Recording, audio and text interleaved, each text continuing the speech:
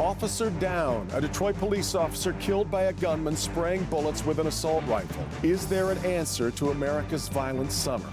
And on the heels of Wednesday's GOP debate, we'll talk with Republican gubernatorial hopefuls Tudor Dixon and Garrett Soldano. Today is Sunday, July 10th, 2022, and this is Flashpoint. Hi, welcome to Flashpoint after a horrendous week in Detroit. There is nothing more chilling to come across a radio or scanner than officer down. And the worst was realized Wednesday night when word came that that officer did not survive. Lauren Courts was killed after responding to a 911 call about a man spraying gunfire with an assault rifle. And that gunfire took out Officer Courts. It led to that awful scene we have now watched far too many times, the men and women in blue comforting each other outside a hospital, reminded in such stark and painful fashion that they work in very dangerous times. Last weekend's headline came from the shooting in Highland Park outside Chicago, but just as potent a headline was the fact that across the country, more than 220 people were killed in shootings over the 4th of July weekend, which is a really strange way to celebrate our nation's independence. 3 days later, a Detroit officer was killed too. Ahead this morning, we'll hear from Police Chief James White about the very worst part of being the chief of police. And we're going to start out the conversations with the Republican candidates for governor. The primary draws near and Republican voters are looking for their standard bearer to take on Governor Whitmer. First, the lone woman in the running will talk with me. That's Tudor Dixon. And after that, we'll talk with Garrett Soldano, all today on Flashpoint.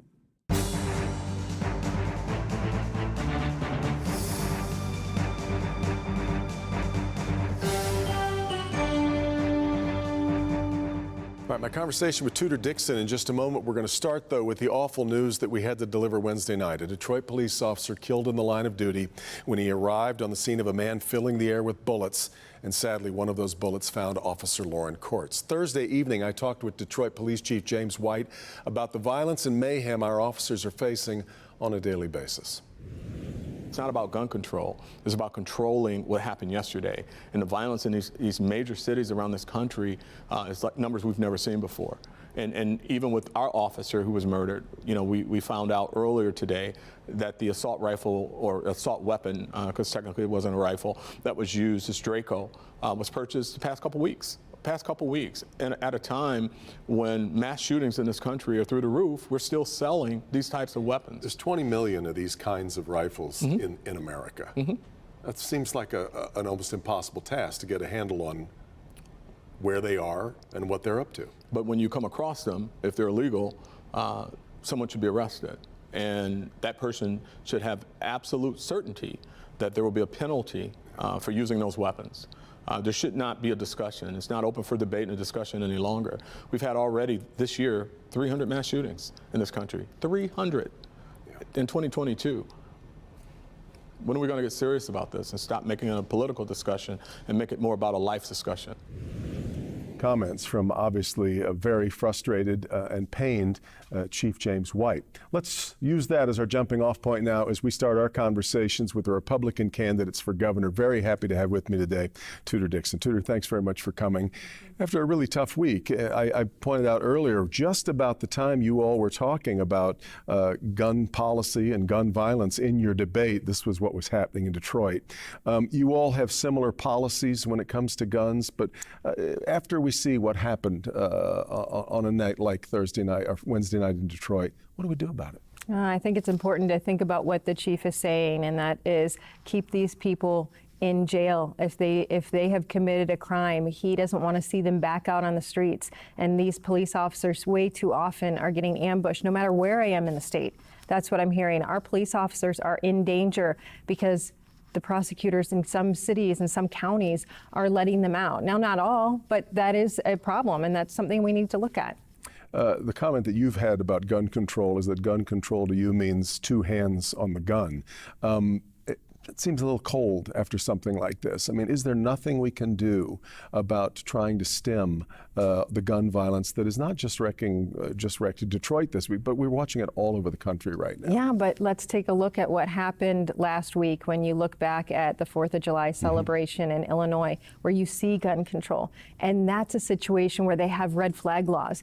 That didn't work. So why present a fake solution, something that's not actually going to solve the problem? Because here's a situation where you have a man who already had weapons confiscated from his home. The police were there, and yet his father, he vouches for him, and he essentially allows him to buy these weapons. So at what point are we going to start holding these people accountable that see that this person should not have a weapon, and yet they're vouching for them? Should the parents be held accountable? I mean, we're seeing that in Oxford. When are we going to say, when you see a mental health problem, you need to step up and take responsibility? I take it you agree with the charging of the parents then in Oxford. Is that what you're saying?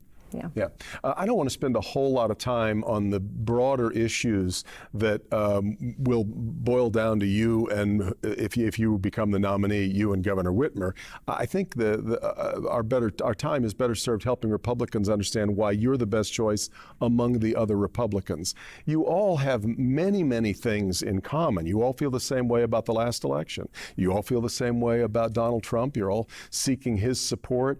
You all want to lower taxes in Michigan. So why don't you tell me, where's the separator of Tudor Dixon from the Republican field? I think if you just look at what we've all done while we've been campaigning, I've reached out to people, whether it's the grassroots or the business community, and I've sat down and I've talked to these folks and really learned what they need, whether they are Republicans or independents. You know, this state is not necessarily red or blue, right? We have to talk to everybody, and we have to be able to talk to people across the aisle. And we've been able to win the support of the Police Officers Association and the business community as well. And I think that's really the differentiating factor. But the reason I've been able to do that is that I come from a business background and a communications background. So I understand what our businesses are dealing with. And so many of our businesses say, we're really being crushed by what's happening in government in Michigan. And I've been able to understand that and say we can make changes there, but also we need to support safe communities and talk to parents in a different way about education, being a mom of four.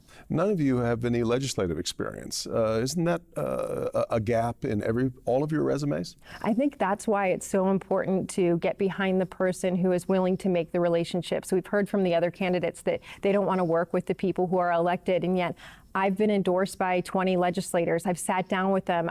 We've worked together. You saw me on the Capitol steps last week.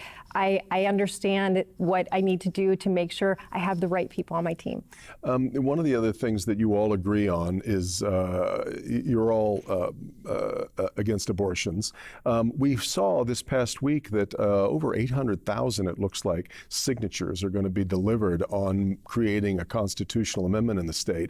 And it raises a pretty good question as to whether you believe as governor you should be leading what you believe and your own personal beliefs, or whether you should be representing the beliefs of Michiganders, because polls show us that almost 3/4 of Michiganders are in favor of the protections of abortion rights under Roe versus Wade. If that does get on the ballot, then we'll see. But I think that we need to be aware of what exactly is going on the ballot, because that takes all protections off the books. So you no longer have parental consent. There's no education ahead of time. In fact, it changes the language so that a healthcare professional can be anybody. It could be a school nurse that would be giving somebody an abortion without a parent's consent. So I think we have to be really aware of the no limits that we're looking at. The situation that we're looking at would be dismemberment abortion in this state. So I think there needs to be education on exactly what we are looking at if that were to pass. Speak to my broader point, though, about whether you believe that as governor we should be deferring to your judgment. Are we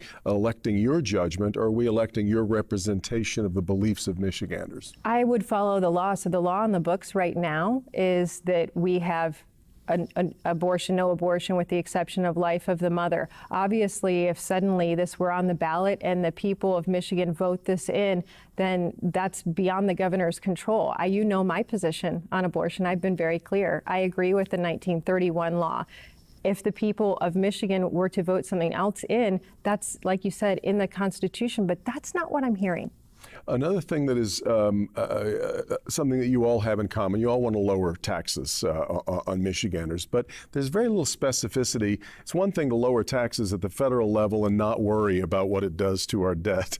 We can't do that in the state. So where does what is specifically, where do you think that we are spending on things that need to be cut for us to allow tax cuts? I've come out and I've said that I've already agreed with what the legislature has done. They've found a way to twice now come to the governor and lower the income tax. Two different options for lowering the income tax. Let's do that right away because that's already been figured out. It's not a matter of where would we cut. They've already done this. This is just a matter of passing it now, and the governor has vetoed that every time. Why is she so opposed to tax relief? It's never come through. Even during the pandemic, when she could have offered tax relief to small businesses, she vetoed that as well. We're looking for what we can do. It's already been figured out. When it comes to courting business, we've watched some big projects be announced to stay in Michigan or come to Michigan. We've also watched some leave. There's a very fine line between creating the incentives that businesses want to see and creating giveaways and being completely beholden to companies and kind of letting them create extremely long-term agreements that some people fear don't keep the long-term good of Michiganders in mind. Where's this fine line between attracting business and yet keeping responsible expectations on the companies that do business in Michigan? Well, we've been very clear that we want to look at all corporate welfare and exactly what we're giving away. But right now, the issue that I'm hearing from corporations across the state and outside of the state is if we come to Michigan, there's no workforce. So that's really the focus that we have to have right now. How do we bring people, how do we incentivize people to come to the state? What can we do to get families to the state? What can we do to have our graduates stay in Michigan? And that's a real strong focus for our campaign right now, to make sure that we can bring people back, because you just saw the news, we're losing people. We've been stagnant since the early 2000s, and now we're seeing that people are actually leaving the state. We're losing population. That's the worst possible scenario for bringing business here. If you don't have workers, you can't have business here. So we absolutely have to have that fundamental requirement in place, and that means we have to start thinking about, do we incentivize people to come to the state, and what does that look like? Well, it's interesting because we have seen some people that are known as climigrants now. We have people who are this climigration that people are referring to, where other people are being chased out of other parts of the country, and Michigan and the Midwest just happens to be pretty well positioned. What are your thoughts, though, about what the state has to do to worry about climate change and create a future that is attractive to other people to come into? Well, I think, I was talking to someone about this earlier today, and they said, honestly, we're one of the states that doesn't have natural disasters. We don't have a lot of these negatives that you're seeing in some of these other states. Why can't we kind of advertise our progress in that case? Here's a state where we have so much beauty. I mean, my girls and I were at the beach over the weekend, and I think that people just don't even know how beautiful the state of Michigan is. So those issues, I think we have energy companies that are working very hard to combat those issues nationwide, and they're in the state of Michigan. But when it comes to an environment to live in, this is the most beautiful place in the country. We agree on that. Tudor Dixon, thanks very much for the time. I know we'll talk to you further as we head toward the campaign, toward Election Day, which is getting very close. Very close, yes. You bet. Thanks so much. Quick break. We'll talk with another candidate for governor here in the state of Michigan, Garrett Soldano, on Flashpoint on Local 4 after this. 40 for the 4th at Gorman's. That's 40% off everything from 10 of the best brands in furniture. Today's style leaders now at 40% off. For a very limited time, it's 40 for the 4th. Now exclusively at Gorman's. Hi, I'm Kathy from Independent Carpet One in Westland, and if you need new flooring, you have to come see us. We have one of the largest showrooms and warehouses in Southeast Michigan, packed with the best floor coverings for any lifestyle or budget. We have a huge selection of carpet, laminate, hardwood, and vinyl flooring, along with custom area rugs. Take advantage of warehouse pricing and our certified installers who will ensure your floor is perfect. For over 50 years, Independent Carpet One has been the one store for your perfect floor. Monday morning, Local 4 News has gone to the dogs and to the cats. That's because we're all about protecting our pets. First, think you know how to handle a dog with stomach problems? There is a mistake many puppy parents make that could make it worse. Plus, there's a big warning sign that you might be ignoring that could mean a sick kitty. Start your week in the know with the traffic and weather information you need so that you can plan ahead. That's all on Monday on Local 4 News and streaming on Local 4 Plus. 40 for the 4th at Gorman's. That's 40% off everything from 10 of the best brands in furniture. Today's style leaders now at 40% off. For a very limited time, it's 40 for the 4th. Now exclusively at Gorman's. I've exposed another Wayne County morgue failure. Can you believe it? This time, a widow was waiting 6 months for her husband's death certificate. Without it, she couldn't get his pension and couldn't pay the bills. I just need some help. That's all I'm asking for. I wasn't about to stand for that, so I got to work, held the morgue accountable, and now she has the death certificate. But I just want to make sure you got it all there. It's been a long journey. Expect more from the Local 4 investigators, exposing, uncovering, getting results. Welcome back, and let's continue our conversations now with the Republicans who would like to be the state's governor, joined now by Garrett Soldano.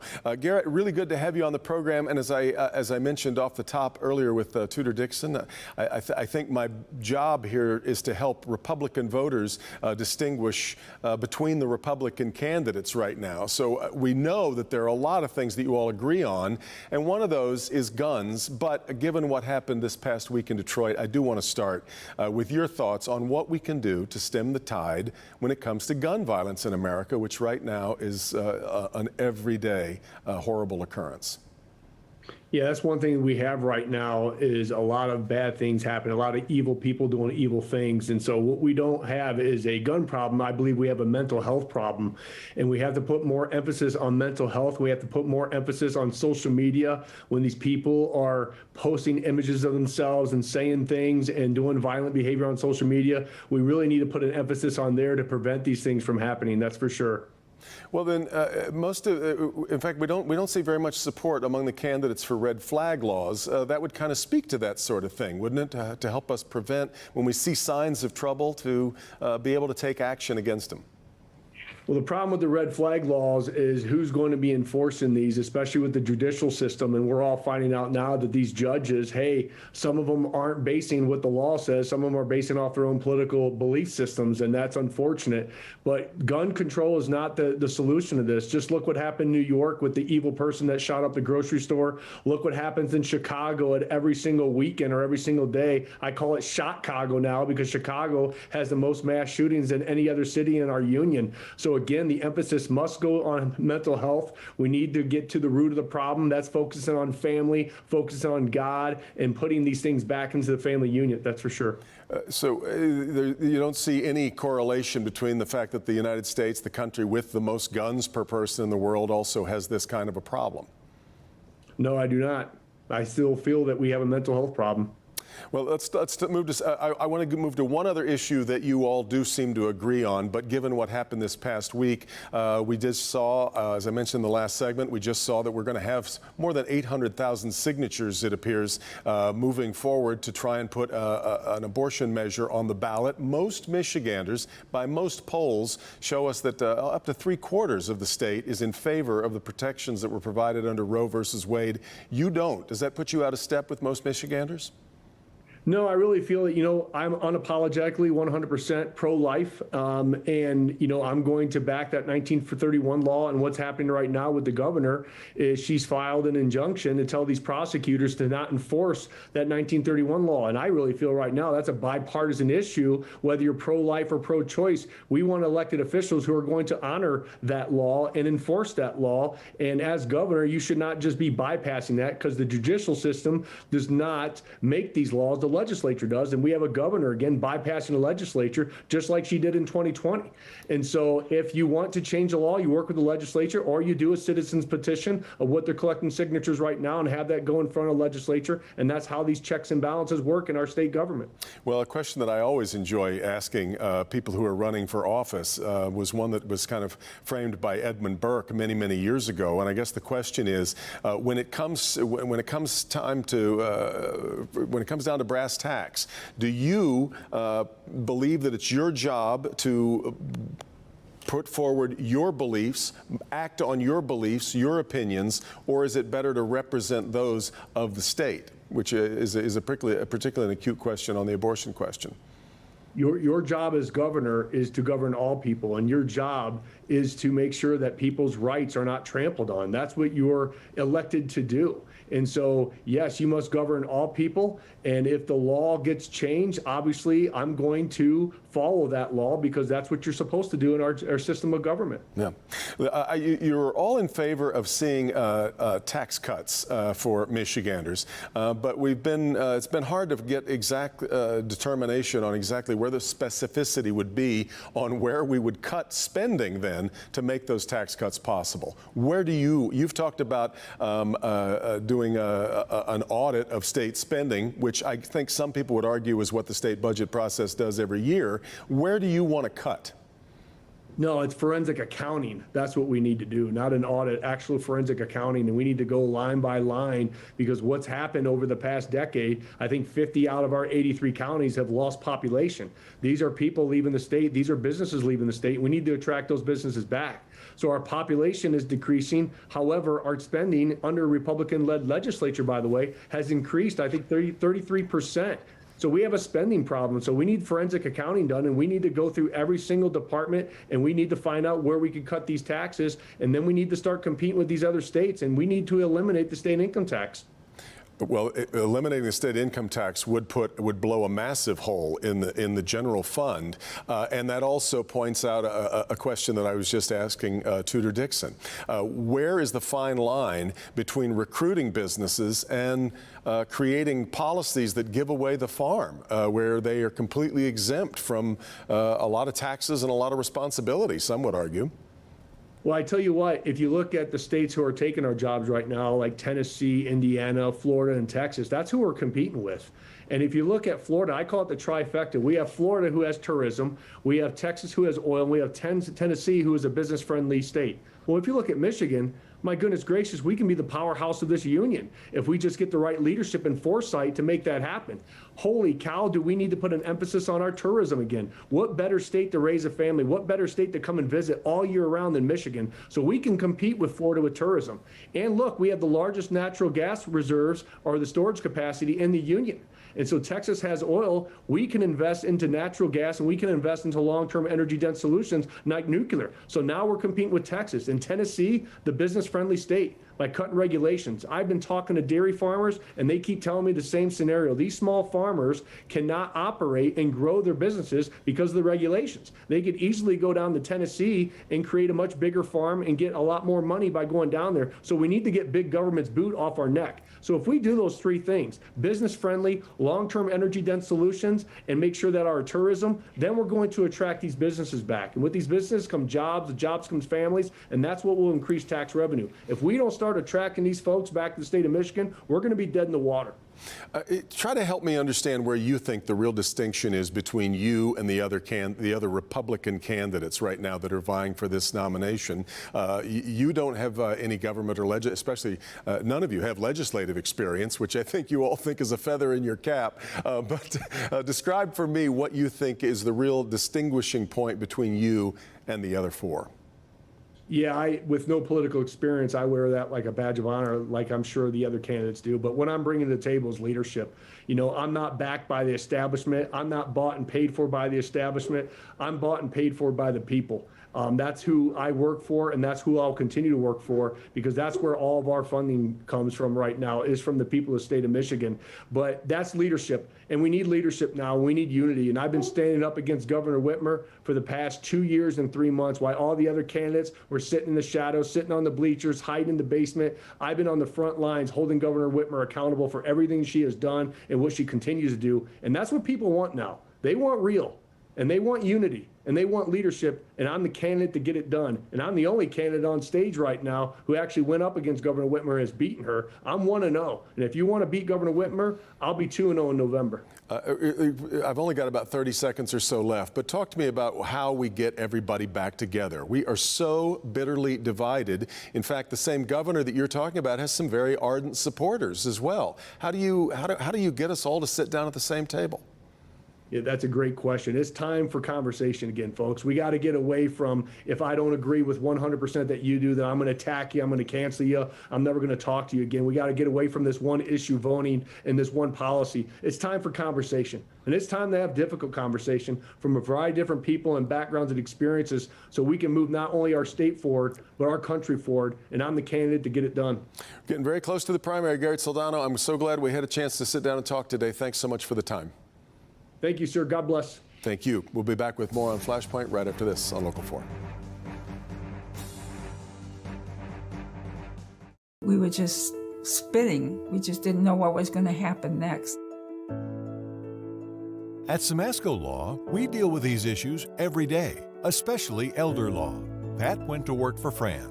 Patrick was there holding my hand, kept saying, we'll get through this, we'll get through this. He got her husband Medicaid and in a nursing home. Simasco Law got the success they deserved. Simasco Law is definitely family to me. I really appreciate knowing all of you. To say that we've been through it really doesn't begin to describe what life's been like. The ups, the downs, the division. Feels like we've lost our way. But we've been through things before, and we always make it to the other side. It's that hope, that fire, that understanding that no matter how hard we get hit, we'll get back up. Detroit isn't just our home. It's who we are. We have a sense of urgency you don't find other places. We innovate, we create. We're at the forefront of what makes this country run. So let's embrace what's ahead. Detroit, let's show everyone how it's done, how we rebuild, reconnect, make our neighborhoods stronger, letting go of our differences and getting back to celebrating with all our neighbors the unique things that make every city and neighborhood in Southeast Michigan special. We can do this. This is the Motor City. We're comfortable if there's some assembly required. So let's get to work.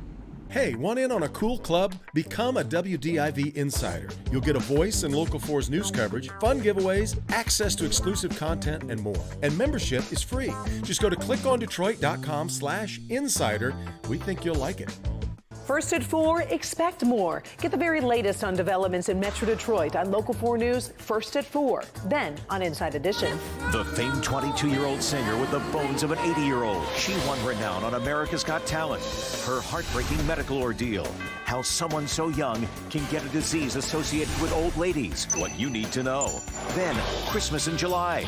The best sales for the biggest bargains of the week. Inside Edition, following Local 4 News first at 4, Monday. We are working to set up conversations with the other gubernatorial candidates before the GOP primary. We'll work for that, but we are out of time now. That's it for Flashpoint. Have a great week. We'll see you next time.